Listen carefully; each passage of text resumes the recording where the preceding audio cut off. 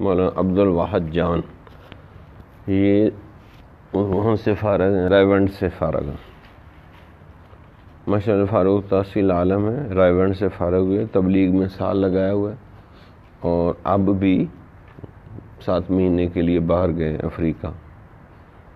یہ ہمارے حضرت کے خلیفہ بھی ہیں۔ پھر دین کی عملی تربیت کے لیے 1 سال بھی تبلیغ میں لگایا، پابندی سے تبلیغی اعمال و اشغال میں جڑتے رہتے ہیں، مگر اس کے باوجود اپنی اصلاح کی بہت فکر رہتی۔ شیخ کی اصلاحی ڈانٹ ڈپٹ کو بھی خندہ پیشانی سے برداشت کر جاتے ہیں۔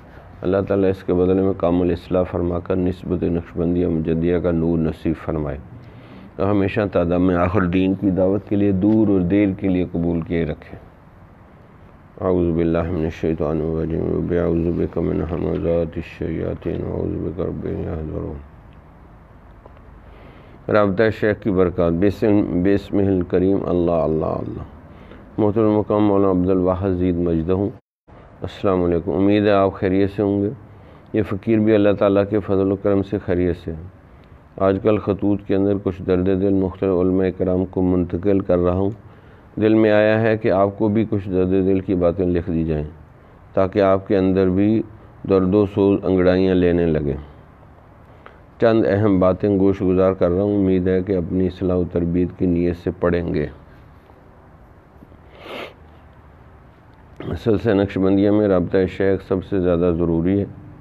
ہمارے حضرت جی دامت برکاتہم فرماتے ہیں، رابطہ شیخ سلسلے کے فرائض و واجبات میں سے، جیسے نماز میں فرائض و واجبات ہوتے ہیں، اس کے بغیر نماز پوری نہیں ہو سکتی، اسی طرح فرمایا کہ روحانیت میں اخلاص سیکھنے میں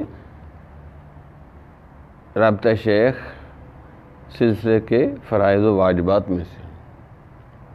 اب کل ہم اپنے حضرت کو ملے، بہت ہی فائدہ ہوا، تھوڑی دیر بیٹھے 10-15 منٹ، تو بس حضرت نے توجہ کی، بس ملاقات ہوئی، سکون ملا۔ حضرت مزید فرماتے ہیں، اگر رابطہ محبت مضبوط ہو تو تھوڑا ذکر کر کے بھی سالک واصل باللہ ہو سکتا ہے، یعنی اپنے شیخ کے ساتھ عاشقانہ اور والہانہ تعلق ہو تو اس کی جو روحانی توجہ ہے نا، وہ بندے کی منزلیں طے کروا دیتی ہے۔ حضرت خواجہ فضل علی قریشی ہمارے پردادا پیر ہیں، وہ فرماتے ہیں اگر سلوک کے 16 آنے کیے جائیں تو 15 آنے سلوک رابطہ شیخ سے طے ہو جاتا ہے۔ 16 آنے کا 1 روپیہ ہوتا تھا پہلے، اب تو روپیہ ختم ہی ہو گیا، اور 100 پیسے کا 1 روپیہ، اور 16 آنے کا 1 روپیہ۔ تو اب تو ہم بچپن میں تھے تو اس کو استعمال کرتے تھے، تو وہ اسی لیے انہوں نے کہا کہ 15 آنے سلوک رابطہ شیخ سے طے ہو جاتا۔ حضرت امام ربانی مجدد علیہ السلام لکھتے ہیں، اگر اتباع رسول اور محبت شیخ کا رابطہ مضبوط ہو اور دیگر احوال نصیب نہ ہوں تو کوئی بات نہیں ہے، آخرکار ایسے سالوں کو ضائع نہیں کریں گے، منزل پر پہنچ ہی جائے گا۔ کیونکہ دین سیکھنے کے لیے رابطہ شیخ مضبوط ہے اور اتباع سنت بھی بندہ کرتا ہے تو آخرکار وہ اخلاص والی دولت، اللہ کی رضا والی دولت حاصل کر لے گا۔ نمبر 2، معمولات کی ہمیشہ پابندی کریں۔ ہمارے حضرت فرماتے ہیں، معمولات کو کھانے پینے سونے سے زیادہ اہم سمجھیں گے تو پابندی نصیب ہوگی، تب کام بنے گا۔ جیسے کھانا پینے کا الارم بجتا ہے نا، تو مجھے کسی نے آج بتایا اور مجھے بہت خوشی ہوئی کہ آپ میں سے چند علماء نے توبہ کی ہے چائے پینے سے۔ واقعی ہے یا ویسے ہی خوشخبری تھی؟ کیوں جی، کس کس نے توبہ کی ہے؟ وہ ایک مولانا صدیقی، ماشاءاللہ، اللہ آپ کی نسلوں سے بھی چائے ختم کر دے اور ہمیشہ اللہ آپ کو دودھ ہی پلائے، کیونکہ آگے دودھ کی نہریں ہونی ہیں نا، تو ادھر سے ہی دودھ پینا شروع کرو۔ ایک بندے نے توبہ کی، اچھا ایک انہوں نے کی، مولانا عارف صاحب آپ بھی کر لو، دودھ نہیں چاہیے، چائے چاہیے، عجیب آدمی ہے۔ چلیں، نہیں کبھی کبھار پینے میں تو حرج نہیں، عادت نہ بنائیں، ہاں وہ تو کبھی کبھار مثلا مہمان جاتا ہے وہ زبردستی پلاتے ہیں، وہ تو پھر پی لیتا ہے بندہ، لیکن عادت نہ ہو کہ بھی چائے ملی نہیں تو پریشان ہو رہے ہیں کہ جی وہ ہو کوئی ہاں جی فرض واجب رہ گیا تو پریشان نہیں ہونا چاہیے، مل گئی ٹھیک ہے، نہیں ملی تو پھر بھی ٹھیک، کہ ایک خواہ مخواہ کی عادت نہیں ہونی چاہیے. تو چلیں 2 بندوں نے 3 نے تو توبہ کر لی، باقی بھی کریں گے آہستہ آہستہ. اچھا نقش بندی سلسلے میں ہر غیر ضروری چیز ختم کر دیتے ہیں، بس چائے کے بغیر بھی گزارا ہو سکتا ہے، اسی طرح اور بہت سی سگریٹ کے بغیر، نشے والی جو چیزیں ہیں نا، چائے بھی ایک نشہ ہے، کیونکہ پھر چائے نہ ملے تو بندہ اتنا پریشان پھرتا ہے کہ جیسے کوئی ایمان گم ہو گیا ہی اتنا پریشان ہو رہا ہے. تو یہ تو ایک چیز ہے. اچھا شروع میں چائنا سے یہ شروع ہوئی ہے، چائنا، اور بیماروں کو دیتے تھے، بیمار پیتے تھے، تو لیکن پھر انہوں نے شروع میں مفت میں پلاتے تھے، ایسا ایسا ایسی عادت بنی ہے تو اب ہماری ہڈیوں میں رچ بس گئی ہے. ادھر آپ کے پشاور کی طرف جائیں تو وہاں تو کہوہ اور چائے دونوں چلتی، روٹی مرغے چرغے ہر چیز کھلا دیں، او جی چائے تو پوچھی نہیں. اب وہ اپنا سب کچھ کاٹ کے آپ کو کھلا رہا ہے، جی چائے تو پوچھی نہیں. عجیب لوگ ہیں. ان 2 دنوں میں جوش خروش وہ والا نہیں تھا جو پہلے ہوتا تھا، بس توجہ کر رہے ہیں، شاید کئی سخت دل ہیں نا ان پہ پھر وہ نہیں ہوتی نا جو اچھا جو توجہ کو وصول کرے اس پر جلدی ہوتی ہے، جس کو محبت ہو اور یہ چاہت ہو کہ میرے اوپر توجہ پڑے، اور جس کو محبت بھی کم ہو اور چاہت بھی نہ ہو کہ میرے اوپر توجہ پڑے تو پھر اس پہ توجہ اثر نہیں کرتی. کیونکہ یہ دیکھو نا، ماں تو دودھ دینے کے لیے تیار ہے، لیکن اگر بچہ ہی لینے کے لیے تیار نہ ہو تو پھر وہ کیا کر سکتی. اب ماں کے دودھ بہہ رہا، کتنی بعض بہت ہی وہ ہوتی، بہہ رہا، بچہ پی ہی نہیں رہا، تو اس میں ماں کا کیا قصور ہے. تو ایسا ہی ہوتا ہے، کیونکہ طلب نہیں، تو ہر غیر ضروری چیز نکال دینی چاہیے زندگی میں سے تاکہ ضروری چیزیں آپ کر سکیں. ہر غیر ضروری چیز کسی ضروری چیز کو ختم کر دیتی، یہ ذہن میں بٹھا لیں. ہر غیر ضروری چیز کسی ضروری چیز کو ختم کر دے گی. اب دیکھ لیں کہ آپ نے کیا کیا پھر ختم ہوتا ہے آپ کی زندگی میں. تو نمبر 3 مشائخ فرماتے ہیں اگر محنت مجاہدہ اور قربانی کے بعد نسبت نصیب ہو تو اس کی قدر بھی ہوتی ہے، اور اللہ تعالیٰ ایسے بندے سے کام بھی بہت لیتے ہیں. اگر آسانی سے نسبت مل جائے تو بندہ اس کی قدر نہیں کرتا، جس کی وجہ سے کام بھی کچھ زیادہ نہیں کر سکتا. وہ سب سن رہے ہیں، محنت مجاہدہ ہو. اسی لیے خواجہ محمد معصوم نے فرمایا سالک جب تک حالک نہ بنے اس وقت تک واصل نہیں ہو سکتا. سالک جب تک حالک نہ بنے نا اس وقت تک واصل نہیں ہو سکتا.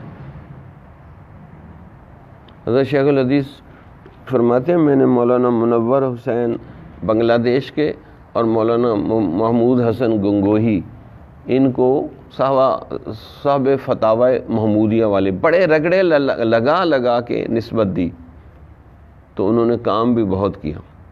جن کو آسانی سے نسبت دے دی وہ مزے میں پھر رہے ہیں، کوئی اتنا کام نہیں کر رہے. تو نسبت رگڑے لگا کے دینی چاہیے تاکہ نسبت کی قدر آئے، اور اس کی نسبت ہوتی بھی بڑی مضبوط ہے.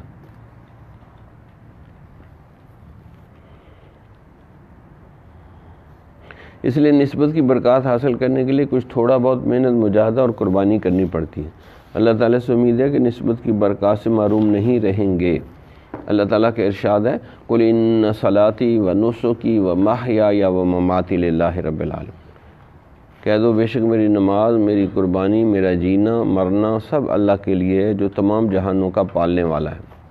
یہ ہمارے جامعۃ الصالحات کے باہر بورڈ پر لکھا ہوا کہ یہ جامعہ کا مقصد ہے، اور یہ اس خانقاہ کا بھی مقصد ہے کہ نماز، قربانی، زندگی، موت سب اللہ کے لیے. میری زندگی کا مقصد تیرے دین کی سرفرازی، میں اسی لیے مسلمان، میں اسی لیے نمازی۔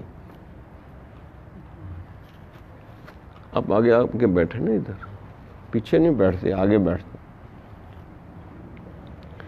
نمبر 4، اپنا معاملہ 100% اللہ کے سپرد کرنا سیکھیں، حتیٰ کہ آپ کے دل سے یہ بات نکلے کہ ہر معاملہ اللہ کی طرف سے ہو رہا ہے، کہ جو کچھ ہو رہا ہے میرے ساتھ اللہ کی طرف سے ہو رہا ہے، وہی ہر معاملے میں میری مدد کرے گا، بے شک کتنے ہی مواقع پر وہ آپ کی مدد بھی کر چکا ہے۔ لَقَدْ نَصَرَكُمُ اللَّهُ فِي مَوَاطِنَ كَثِيرَةٍ، مجھے اس آیت نے بہت فائدہ دیا۔ بے شک اللہ تعالیٰ بہت کثیر جگہ پہ تمہاری پہلے بھی مدد کر چکا۔ ہوتا ہے نا بندہ کبھی مایوس ہوتا ہے یا دل چھوٹا کرتا ہے کہ جی مجھے یہ نہیں ملا، وہ نہیں ملا، فلاں نہیں ملا، تو بھئی پہلے جو کچھ ملا ہے اس کا شکر کیا جو اور ملے۔ اگر آپ لوگوں کا دماغ نہ ہوتا پاگل ہوتے، کان نہ ہوتا گونگے بہرے ہوتے، آنکھیں نہ ہوتا اندھے ہوتے، ہاتھ پاؤں نہ ہوتے لنگڑے لولے ہوتے، دل کے مریض ہوتے۔ آج کل تو ایسی بیماریاں اللہ کی پناہ ہے۔ تو وہ کتنی جگہ اللہ نے مدد کی آپ کی، تو ابھی کیوں بے اعتمادی کر رہے ہیں؟ اللہ نے آزمانا ہی آزمانا ہے، سب کو آزماتا ہے، علماء کی بھی آزمائش ہوگی۔ تو فرمایا لَقَدْ نَصَرَكُمُ اللَّهُ فِي مَوَاطِنَ كَثِيرَةٍ، بے شک اللہ نے کثیر جگہ پہ آپ کی مدد کی ہے۔ ہم دیکھیں تو صحیح زندگی میں جب سے پیدا ہوئے ہیں اب تک کتنی اللہ کی احسانات ہیں۔ اس لیے جب کوئی دل کی تمنا پوری نہ ہو نا، تو یہ پہلی احسانات کو سوچنا چاہیے کہ اللہ نے یہ احسان کیا، یہ کیا، یہ کیا۔ ہم پچھلے احسانات بھول جاتے ہیں۔ دیکھو نا، ایک عالم بنا دیا آپ لوگوں کو، پھر تخصص میں پہنچا دیا، پھر دعوت دینی سکھا دی، کبھی تہجد پڑھ لیتے ہیں، جماعت سے نمازیں ہو گئیں، اسی طرح اچھی صحبت نصیب ہو گئی۔ کتنے ان تعدوا نعمت اللہ لا تحصوها، اگر اللہ کی نعمتیں گنیں، یقین کریں گن نہیں سکتے۔ ایک سانس آ رہا ہے، ایک دفعہ میں نے کچھ تھوڑا سا اللہ کا شکر ادا کیا اور مجھے محسوس ہوا کہ میں نے زیادہ ہی شکر ادا کر دیا، تو فوراً دل میں بات آئی، یہ سانس کا شکر ادا کیا، ابھی موت دے دیں تمہیں۔ ایک سانس اندر جا رہا ہے، ایک سانس باہر آ رہا ہے، اگر اس سانس کا شکر ادا کیا۔ اس لیے حضرت شیخ سعدی رحمۃ اللہ علیہ فرماتے تھے ایک سانس لینے سے 2 شکر واجب ہو جاتے، ایک سانس اندر گیا اس کا شکر، ایک باہر نکل آیا اس کا شکر۔ اندر نہ جائے تب مصیبت ہے، باہر نہ نکلے تب مصیبت۔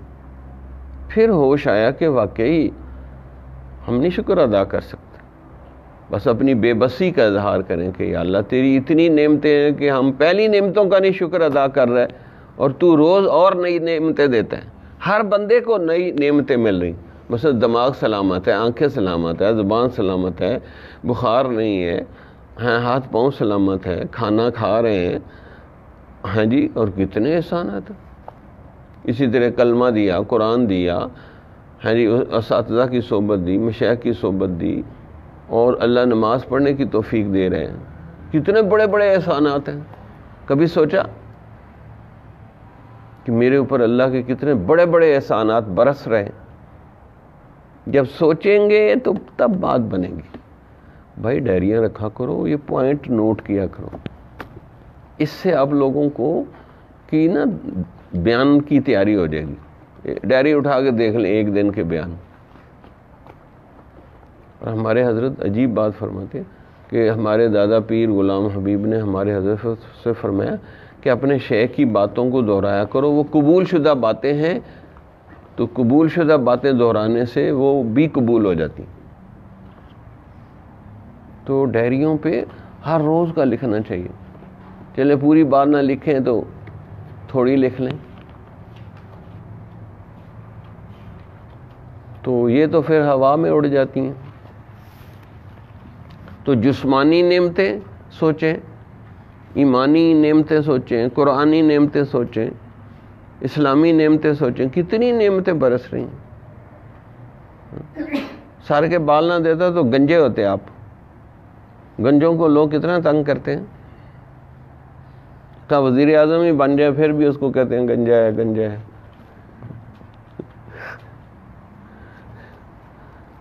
سمجھ گئے؟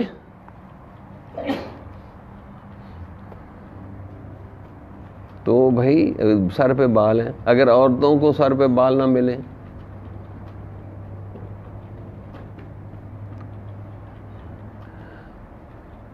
آج اس کی پگڑی کہاں ہے؟ یہ پگڑی میں اچھا لگتا ہے.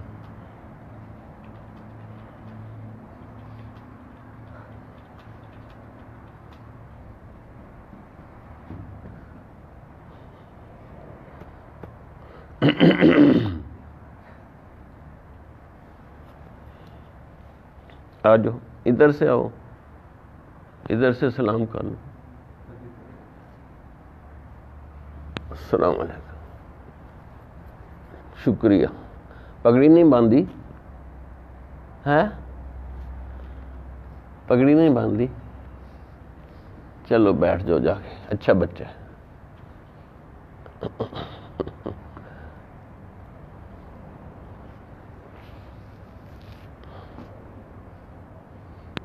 اللہ اس کو عالم بنا دے. اچھا، علماء کی صحبت میں رہے، ملتا جلتا رہے، اس کے اوپر اثر ہو جاتے. اللہ اکبر کبیر.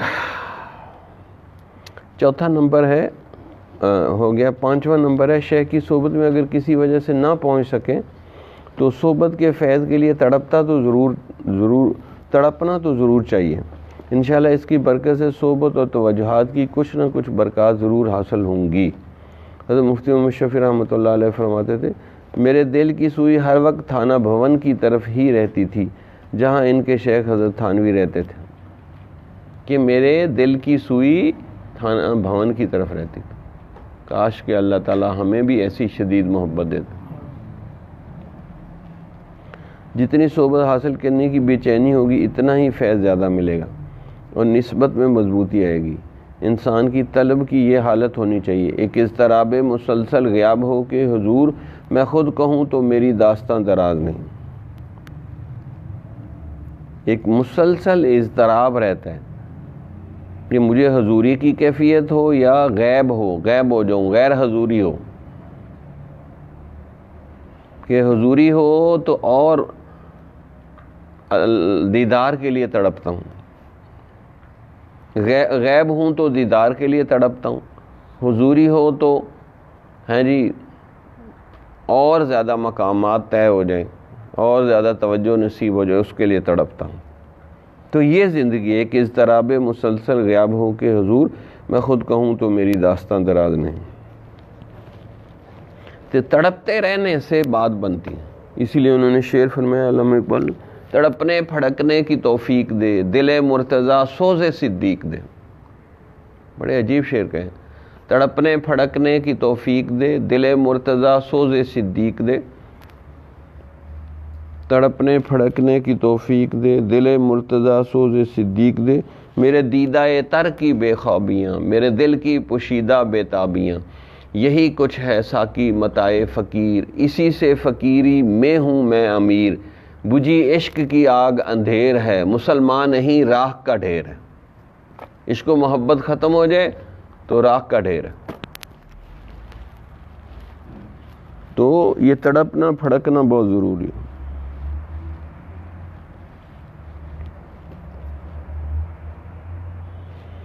تڑپنے پھڑکنے کی توفیق دے، دل مرتضیٰ سوز صدیق دے. سبحان اللہ. نمبر 6، مشائخ کی یہ کوشش ہوتی ہے کہ ہم سے متعلقہ سالکین میں کچھ تصور، سلوکی صفات و خوبیاں پیدا ہو جائیں تو ہم انہیں اپنے شیخ مکرم کی خدمت میں پیش کریں تاکہ وہ اسے چیک کر لے کہ وہ کسی دینی ذمہ داری کے قابل ہوئے ہیں تو انہیں کوئی دین کی خدمت کی ذمہ داری سونپ دیں. مگر ڈر لگتا ہے کہ اگر ناقص لوگوں کو پیش کریں گے تو الٹا کہیں پکڑی نہ ہو جائے. اس لیے یہ عاجز سمجھتا ہے کہ ڈرتے رہنے ہی میں خیر ہے. اس سے طبیعت میں ریا، دکھلاوا، عجب و تکبر پیدا نہیں ہوتا. جو بندہ دین کا کام تو کرے مگر اس سے زیادہ اللہ سے نہ ڈرے کہ میرا کام قبول ہوتا ہے یا نہیں ہوتا تو وہ ضرور عجب و تکبر میں مبتلا ہو جاتا ہے. یہ بات نوٹ کرنے کے قابل ہے کہ جو بندہ دین کا کام کرتا ہے اور پھر اللہ سے ڈرتا نہیں ہے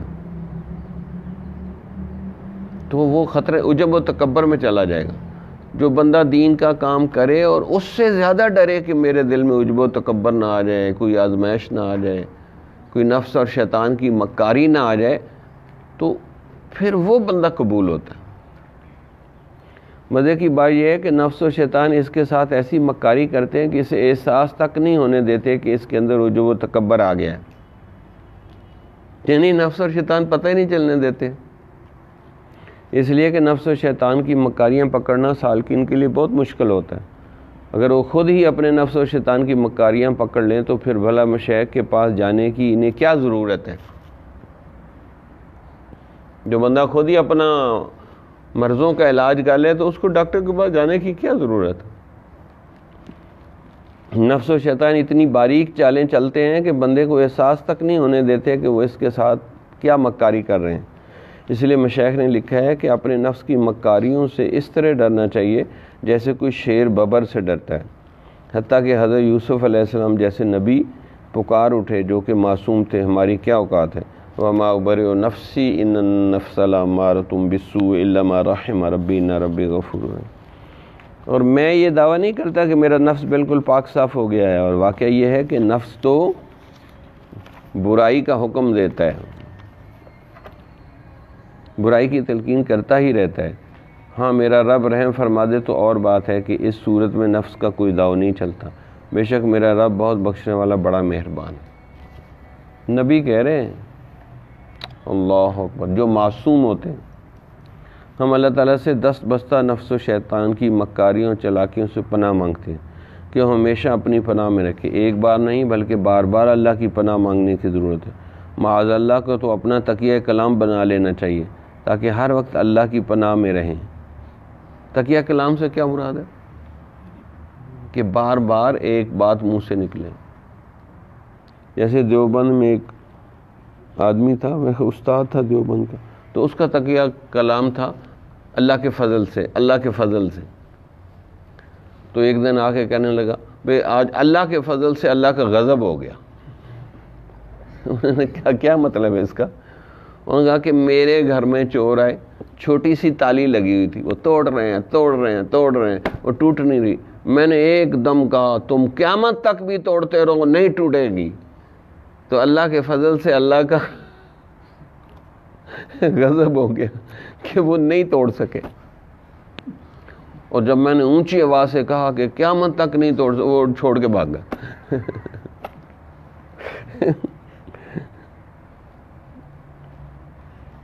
تو بعض اوقات تکیہ کلام فائدہ دیتا اور بعض اوقات وہ گڑبڑ بھی ہو جاتی۔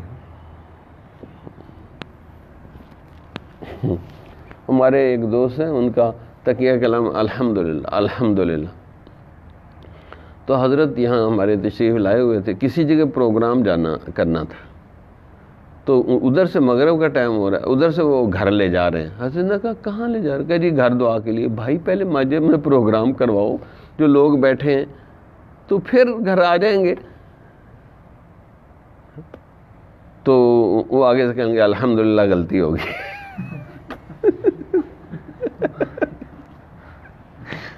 کیونکہ تکیہ کلام الحمدللہ تھا، تو کہنا تھا کہ غلطی ہوگی معاف کر دیں، تو انہوں نے کہا الحمدللہ غلطی ہوگی معاف کر دیں۔ تو ایسے بھی ہوتا ہے۔ تو بہرحال تکیہ کلام معاذ اللہ ہونا چاہیے، معاذ اللہ، اللہ کی پناہ۔ تو یہ عباسی خلفاء، میرا ہاں عباسی خلفاء واسق باللہ، معتصم باللہ، یہ اپنے ساتھ باللہ لگاتے تھے۔ تو اب ایک نیا بادشاہ آیا، اس نے کہا سارے باللہ تو لگ چکے ہیں، تو علماء سے پوچھا کہ اور کون سا رہتا ہے جو میں بھی اپنے نام کے ساتھ لگاؤں؟ ایک نے کہا نعوذ باللہ لگانا۔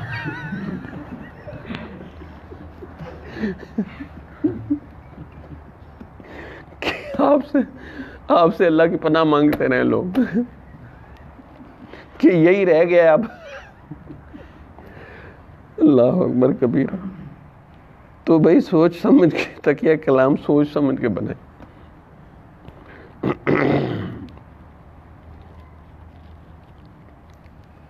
اللہ اکبر کبیرہ۔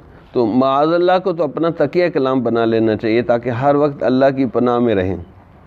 شیطان کی مکاریوں سے بچنے کے لیے کثرت سے یہ دعا پڑھیں، وَقُلْ رَبِّ أَعُوذُ بِكَ مِنْ هَمَزَاتِ الشَّيَاطِينِ وَأَعُوذُ بِكَ رَبِّ أَنْ يَحْضُرُونَ۔ بہت عجیب یہ وظیفہ ہے اور سب کو کرنا چاہیے۔ کون کون کرتا ہے اس کو؟ 1 2 3 4 5۔ کیوں؟ آپ لوگوں کی دوستی ہے شیطان سے کہ جی ہم نہیں ان کو دور بھگانا چاہتے؟ بھائی سب کو کرنا چاہیے۔ یہ اتنا مستند ہے، اتنا تو مجرب ہے کہ شیطان کے پرخ سے اڑا دیتا ہے۔ میں نے اپنے شیطان کو کہا تو ڈال وسوسے جتنے ڈال رہا، ہمارے پاس بھی ایسا وظیفہ ہے کہ تیری نسلوں کو مٹا دیں گے، تو وہ چپ کر کے بیٹھا رہتا ہے، لیکن پھر اس کو خارش اٹھتی ہے کہ نہیں کچھ نہ کچھ تو ہونا چاہیے۔ ہم کہتے ہیں ٹھیک ہے آ جاؤ۔ وہ کل اور کہو، اشارہ ہے، حکم ہے، قالا سے کل بنا ہے نا، اور کہو اس وظیفے کو پڑھو، رب اعوذ بک من ہمزات الشیاطین، شیطانوں کے ہر قسم کے شیطانوں کے وسوسوں سے تیری پناہ مانگتے ہیں، اور اے رب اس بات سے پناہ مانگتے ہیں کہ وہ میرے قریب ہی نہ آئے، دفعہ دور رہے میرے سے، قریب ہی نہ آئے۔ یہ بہت تجربہ شدہ دعائیں ہیں، انشاءاللہ ان دعاؤں کی پابندی سے پڑھیں گے، ان دعاؤں کو پابندی سے پڑھیں گے تو نفس و شیطان کی بہت سی مکاریوں و وساوس سے محفوظ ہو جائیں۔ اللہ تعالی ہمیشہ آپ کو ان دونوں دشمنوں بلکہ ہر قسم کے دشمنوں سے اپنی پناہ میں رکھے۔ والسلام علیکم، کان اللہ لہ عوضا عن کل شیء، کہ کائنات کی ہر چیز کے بدلے میں ہمیں اللہ مل جائے۔ اچھا، بندہ کبھی بالکل خشک ملا نہ بن کے رہے، کبھی کبھی ایسی علمی دل لگی کرے۔ اگر دل لگی بھی ہو تو اس میں کوئی علمی نکتہ ہو، یہ اس کو کہتا ہے زندہ دلی، بات بھی علمی کری اور بندہ ہنس بھی پڑا۔ جیسے میں آپ کو واقعات سناتا ہی رہتا ہوں، ابھی بھی میں نے سنائے 1 2۔ اچھا، اس حال میں بھی نا ہمارا رجوع اللہ ہوتا ہے، یہ نہیں کہ ہم ہنس رہے ہیں یا ہنسا رہے ہیں اور رجوع اللہ ختم ہو جائے۔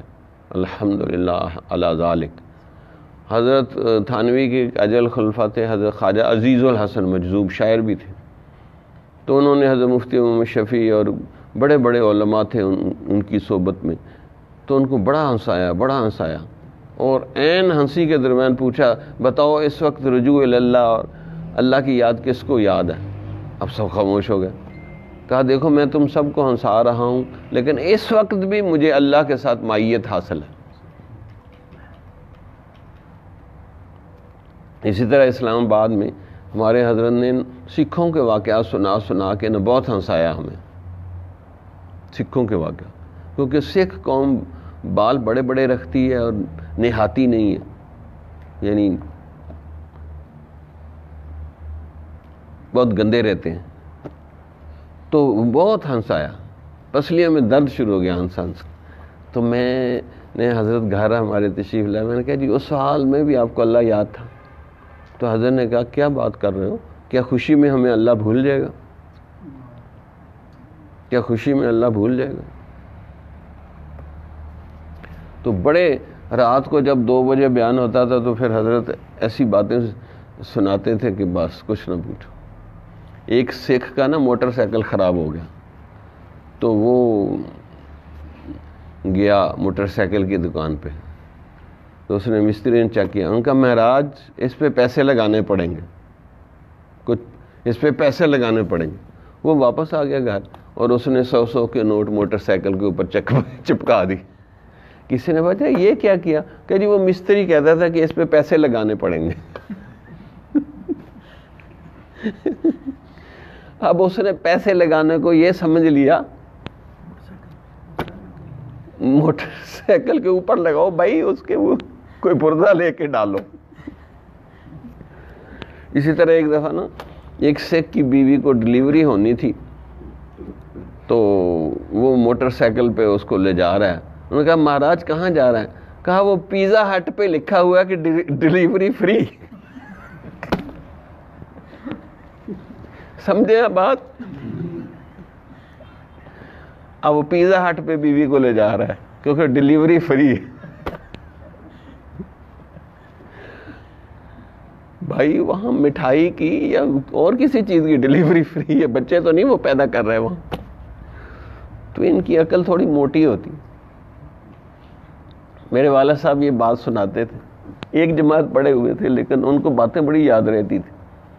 کہنے لگا کہ جو انگریز ہیں نا، یہ وقت کے آنے سے پہلے 10 سال پہلے پلاننگ کر لیتے، اور ہندو 1-2 سال پہلے بنیے سوچ لیتے ہیں کہ کیا ہونے والا ہے، اور مسلمان این ٹائم پہ سوچتے ہیں اور سکھ 40 سال بعد سوچتے ہیں. پھر وہ حضرت ابا جی مثال دیتے ہیں، دیکھو پاکستان بننا تھا تو انگریزوں نے اب دیکھ لیا کہ یہ قوم قابو نہیں آتی، اب ان کو آزادی دینی پڑے گی، تو 10 سال پہلے پلاننگ کر لی، اور 2-3 سال پہلے ہندوؤں نے بھی سوچ لیا کہ یار اب اکثریت ہم میں متحدہ ہندوستان آزاد کراؤ، کہ مسلمان سکھ سارے مل کے آزاد کروائیں. لیکن این ٹائم پہ مسلمانوں نے کہا پہلے ہم انگریزوں کے غلام تھے پھر ہندوؤں کے غلام ہو جائیں گے، نہیں ہمیں تو علیحدہ چاہیے، مسلمان ایک علیحدہ قوم ہے، ہمارا مذہب علیحدہ، ہر چیز علیحدہ، ہم نہیں ان کے ساتھ رہتے. تو ہمیں بھی شور شرابہ کیا تو ہمیں بھی ملک مل گیا. ماسٹر تارا سنگھ تھا اس وقت سکھوں کا لیڈر، تو قائد اعظم نے لوگوں نے اس کو سمجھایا کہ تو بھی شور کر، یہ پنجاب کا حصہ تمہیں مل جائے گا. اس نے کہا نہیں جی ہم تو ہندوؤں کے ساتھ مل کے آزادی لیں گے، پھر بعد میں ہم خود ہی بھائی علیحدہ کر لیں گے. 40 سال بعد ان کو وہ مار پڑی جب گولڈن ٹیمپل ان کا تباہ کیا ہندوؤں نے. 40 سال بعد ان کو اس وقت شور کر دیتے ہو ہمیں بھی مل جاتا. اب کیا ملنا؟ اب تو نہیں مل سکتا. انڈیا کشمیر کو نہیں چھوڑتا جہاں اتنی قربانیاں دے رہے، تو سکھوں کو کیسے چھوڑیں گے؟ وہ تو ہندوؤں کی ہی ایک شاخ ہے. تو انگریز 10 سال پہلے سوچ لیتے ہیں، ہندو 2-4 سال پہلے سوچ لیتے ہیں، اور مسلمان این ٹائم پہ بھی سوچ کے ہو جاتا ہے کام، اور سکھ 40 سال بعد سوچتے ہیں. ہاں جی، ٹو مچ لیٹ. ویسے ہی اندازہ میں بتا رہا ہوں، تھوڑی بات آگے پیچھے بھی ہو سکتی. تو ہر قوم کا مزاج ہوتا ہے، تو پلاننگ پہلے سے ہونی چاہیے. پلاننگ ہمارے حضرت فرماتے ہیں پلاننگ سے آدھا کام ہو جاتا ہے. پلاننگ سے آدھا کام خود بخود ہو جاتا ہے. تو اچھی پلاننگ ہونا بہت ضروری ہے. اسی لیے جہاں کوئی بڑی بلڈنگ بناتے ہیں پہلے اس کا نقشہ پلاننگ سے نقشہ بناتے ہیں، کوئی مارکیٹیں بناتے ہیں، کوئی اسی طرح بڑا کام کرنا ہو تو اس کی پلاننگ کرتے ہیں. اللہ تعالیٰ ہمیں یہ بھی سینس سمجھ عطا فرما دے کہ مثلا کہیں سفر کرنا ہے تو آپ کو پتہ ہونا چاہیے فلاں جگہ میں نماز پڑھوں گا، فلاں جگہ پیٹرول ڈلواؤں گا، فلاں جگہ کھانا کھائیں گے، فلاں جگہ یہ کریں گے. بہرحال بات امیر کی مانتا رہے تو اسی میں خیر ہوتی. اب کل ہم گئے تو راستے میں ہم کھانا تلاش کرتے رہے، لیکن میرا دل چاہتا تھا کہ وہیں جا کے اللہ کوئی بندوبست کر دے گا، وہیں جا کے کھا لیں گے. راستے میں 1-2 جگہ تلاش کیا، کھانا نہیں ملا. وہاں گئے تو حضرت مولانا حبیب اللہ صاحب نے بہت اچھا ہمیں کھانا کھلا دیا، وہاں کا بنا ہوا اور ذکر فکر سے بنا ہوا کھانا کھلا دیا. تو بندہ روزی کو نہیں کھینچتا، روزی بندے کو کھینچتی. یاد رکھنا یہ بات. اس لیے روزی کے لیے پریشان نہیں ہونا چاہیے. کتنی دفعہ آپ کھانا نہیں کھانا چاہتے، زبردستی کھانا پڑتا ہے، لوگ ناراض ہوتے ہیں نہ کھائیں تو. اس لیے روزی کا تو علماء کا اللہ نے بندوبست کر دیا. لیکن یہ یاد رکھیں کہ میری نظر سے ابھی گزری نہیں، لیکن کسی نے بتایا کہ حضور نے دعا کی ہے کہ میری امت کے علماء کا رزق جو ہے نا بکھیر دے، کہ ایک جگہ ان کو رزق نہ ملے، تاکہ ایک جگہ ہی نہ بیٹھے رہیں، چلتے پھرتے رہیں، دین کی دعوت دیتے رہیں اور ان کا رزق بکھرا ہوا ہو. اس لیے طلباء ایک جگہ نہیں پڑھتے، سما خیرہ.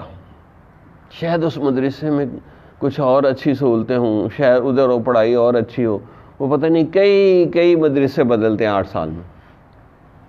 اور پھر آپ دیکھ لیں جہاں علماء پڑھے ہیں اپنے گاؤں میں اپنے شہر میں ان کے لیے نہیں ملتی ان کو امامت خطابت، بہت کم ملتی، دور دور ملتی ہے۔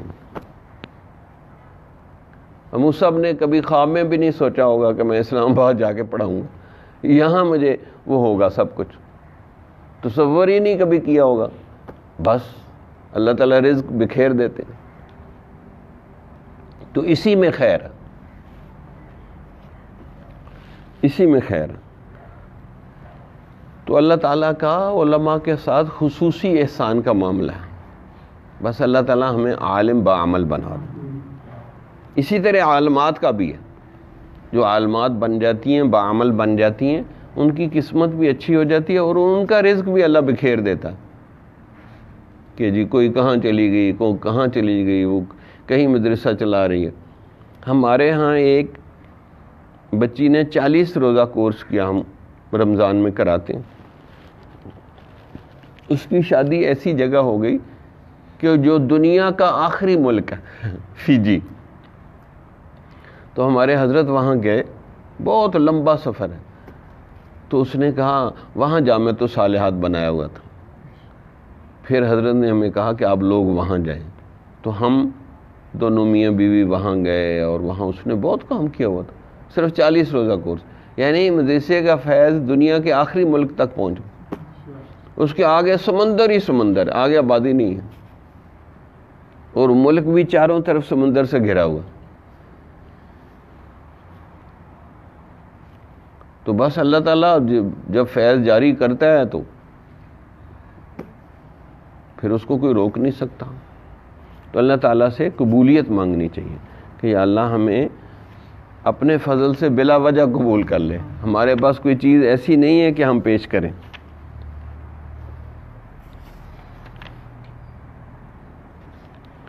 اچھا آگے، سچی طلب کیسے پیدا ہو؟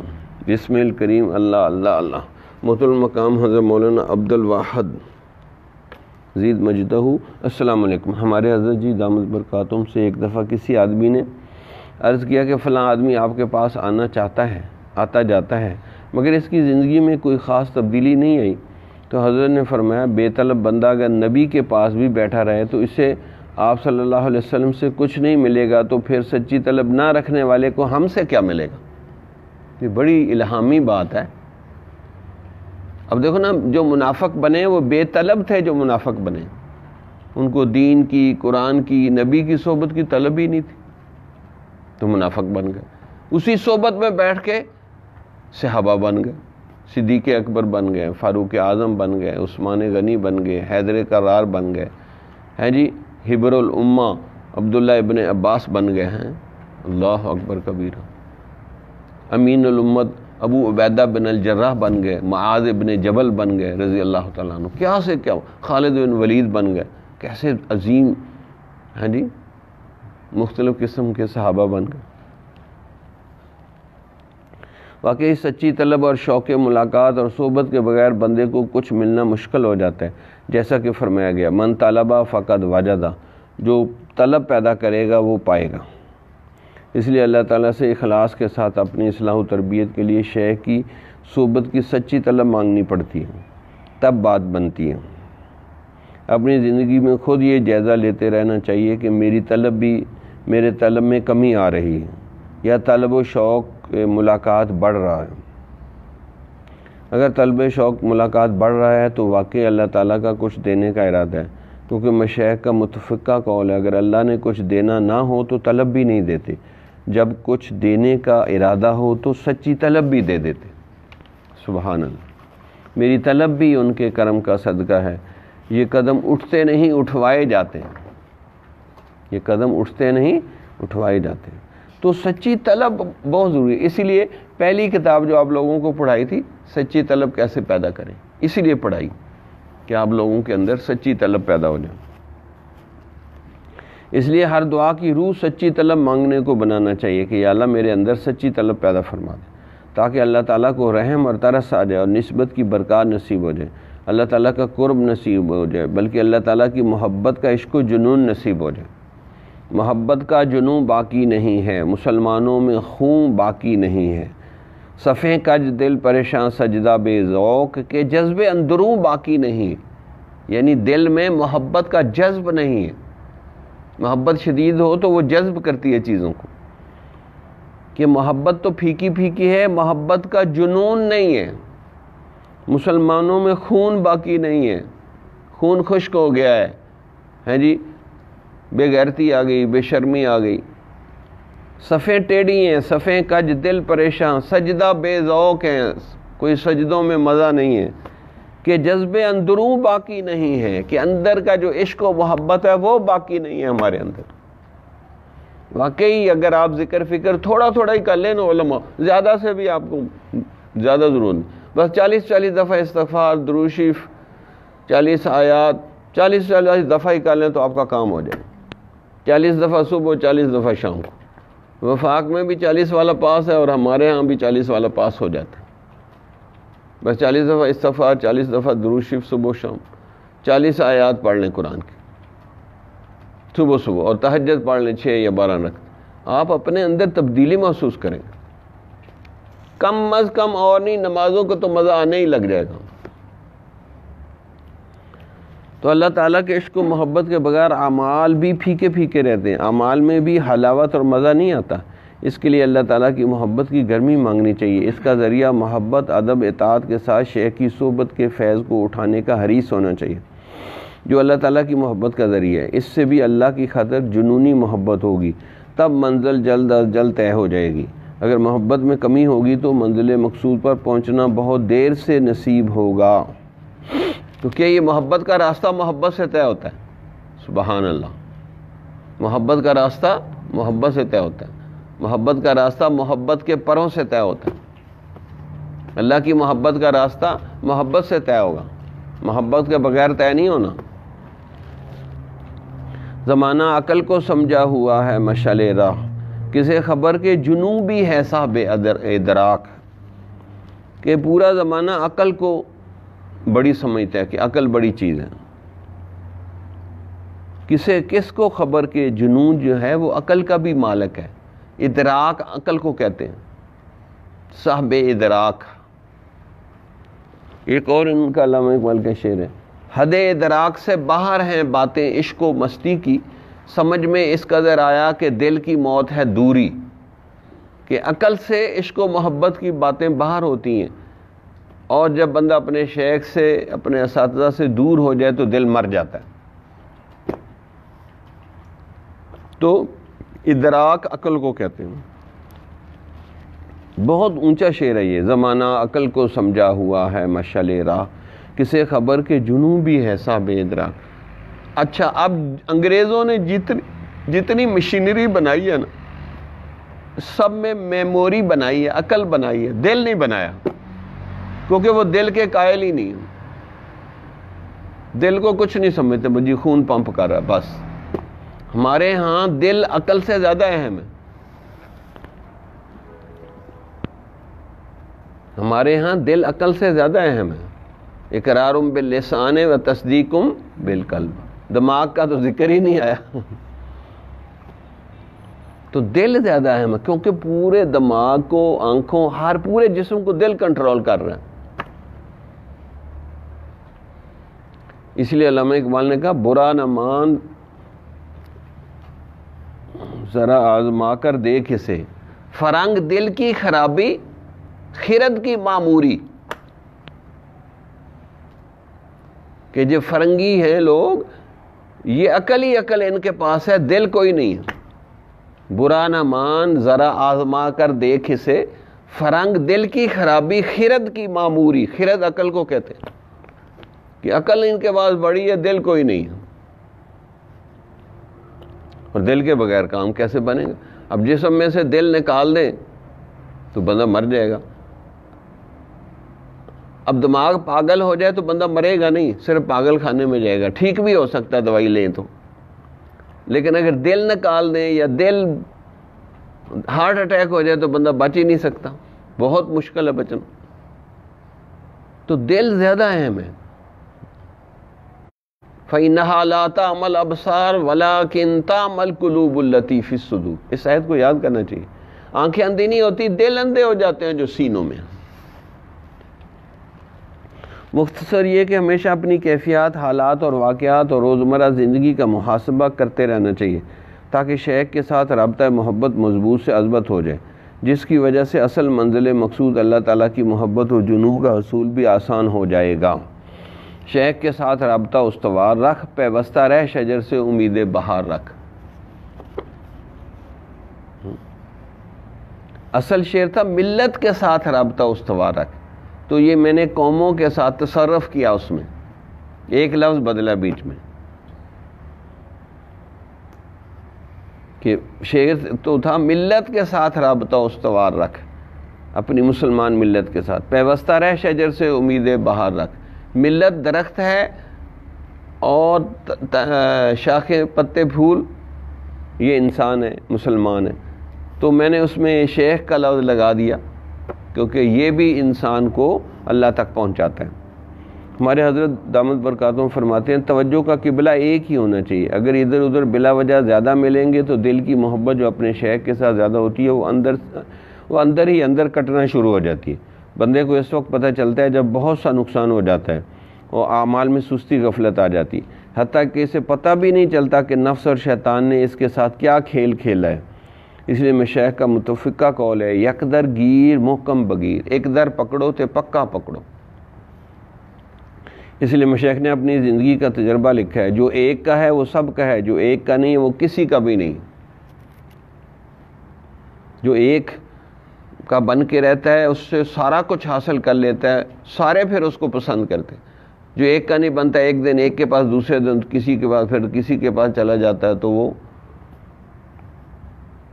ساری کشتیوں میں، چاروں کشتیوں میں پاؤں ڈالے گا تو کہیں کا نہیں رہے گا، ڈوبے گا۔ اس لیے مشایخ نے آداب میں لکھا ہے اپنے شیخ کے بارے میں مواحد ہونا چاہیے تاکہ توجہ ادھر ادھر بکھرنے نہ لگے، یکسوئی پیدا کرنی ہوتی ہے نا، تو یکسوئی کے لیے پھر ایک شیخ کی صحبت کثیر اٹھائیں، پھر اس سے بہت کچھ حاصل کر کے پھر آگے جائیں۔ یہ چند تصوف سلوک کے راستے کے ضروری آداب آپ کو بہانہ بنا کر سب سالکین کے لیے لکھے گئے۔ اللہ تعالیٰ زیادہ سے زیادہ سالکین کو فائدہ پہنچائے اور ہمیشہ ادب آداب کو پڑھتے رہنے اور ان پر عمل کرتے رہنے کی توفیق عطا فرمائے۔ عموماً دیکھا گیا ہے کہ سالکین میں سستی غفلت کوئی ظاہری باطنی بے ادبی کی وجہ سے ہی آتی ہے۔ اگر سالک آداب کا پورا خیال رکھے تو وہ ضرور بے ضرور ترقی کرتا ہے، اسی لیے کہا گیا ہے با ادب با نصیب، بے ادب بے نصیب۔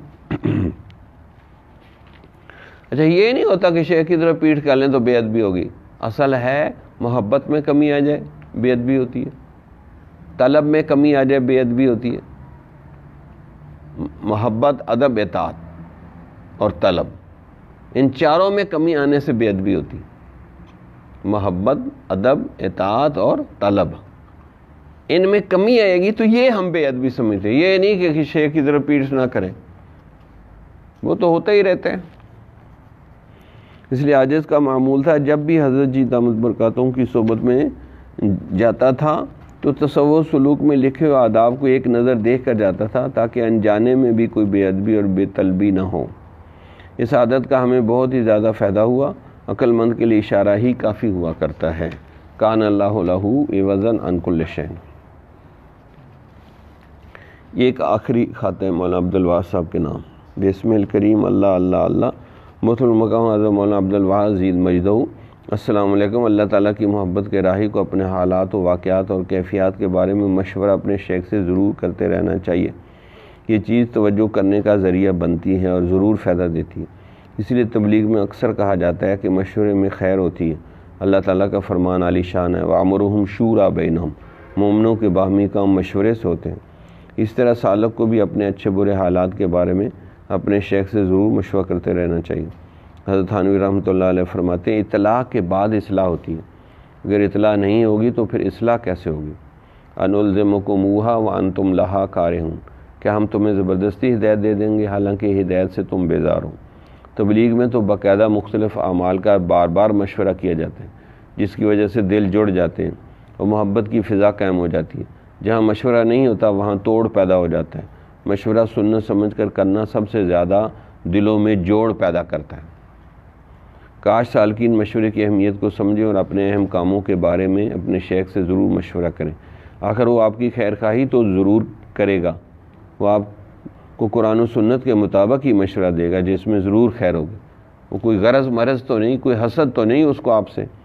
ہمارے حضرت فرماتے ہیں کہ ہم تو اپنے کھانے پینے تک کا بھی اپنے شیخ سے مشورہ کرتے تھے, اس لیے کہ جب شیخ سے کسی کام کا مشورہ کر لیا جائے تو اللہ تعالیٰ اس میں خیر ڈال دیتے ہیں, اس لیے کہ شیخ بھی اپنی روحانی جماعت کا امیر ہوتا ہے, اس لیے امیر سے مشورہ کرنے میں ضرور خیر ہی خیر ہوتی ہے.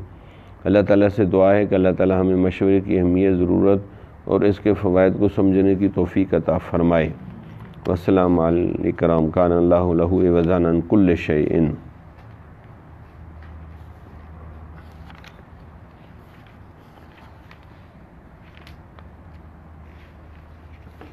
ہاں جی, کیا نام ہے آپ کا؟ آپ کل ساتھ گئے تھے, کچھ کارگزاری سنائیں, کیا سیکھا آپ نے تاکہ ان کو بھی کچھ پتہ چلے.